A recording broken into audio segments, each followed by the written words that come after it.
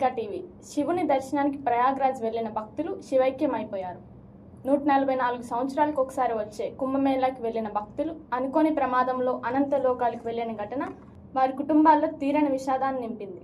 మహాకుంభమేళా నుంచి తిరిగొస్తుండగా నేషనల్ హైవేపై మధ్యప్రదేశ్లోని జబల్పూర్ జిల్లా సిహోరాలో రోడ్డు ప్రమాదంలో మృతి చెందారు. వీరు ప్రయాణిస్తున్న మినీ బస్ను లారీ ఢీకొట్టింది. సిమెంట్ లోడ్తో వెళ్తున్న ట్రక్ రాంగ్ రూట్లో వచ్చి మినీ బస్ను ఢీకొట్టింది. ఈ ఘటనలో 7గురు అక్కడికక్కడే మృతి చెందగా మరికొందరు గాయాలైనట్లు తెలుస్తోంది.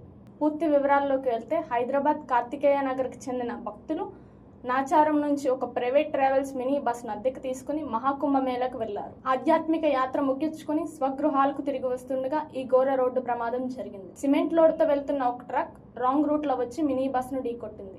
మినీ బస్సులో మొత్తం 14 మంది భక్తులు ప్రయాణిస్తూ ఉండగా వారిలో 7గురు ప్రాణాలు కోల్పోయారు.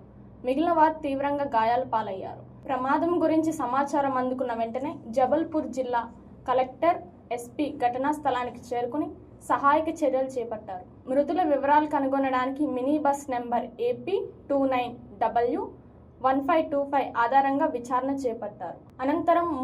అనంతరం మృతుల వివరాలను హైదరాబాద్ నాచారం పోలీస్ స్టేషన్కు సమాచారం అందించారు. ఈ ఘటన భక్తుల కుటుంబాల్లో తీరని శోకాన్ని మిగిల్చింది. కుంభమేళా నుంచి తిరిగి వస్తున్న తమ కుటుంబ సభ్యులు ప్రమాదంలో మృతి చెందారని తెలుసుకున్న కుటుంబీకులు కన్నీరు మున్నీరుగా విలపిస్తున్నారు. రోడ్డు ప్రమాదంలో ప్రాణాలు కోల్పోయిన వారి కుటుంబాలకు సంతాపం తెలియజేస్తూ బాధిత కుటుంబాలకు అన్ని విధాలా అండగా ఉండేందుకు ప్రభుత్వం తగిన చర్యలు తీసుకుంటుందని మధ్యప్రదేశ్ అధికారులు హామీ ఇచ్చారు. ఈ ఘటన భక్తుల కుటుంబాల్లోనే కాదు, మొత్తం రాష్ట్రంలో విషాదాన్ని నింపింది.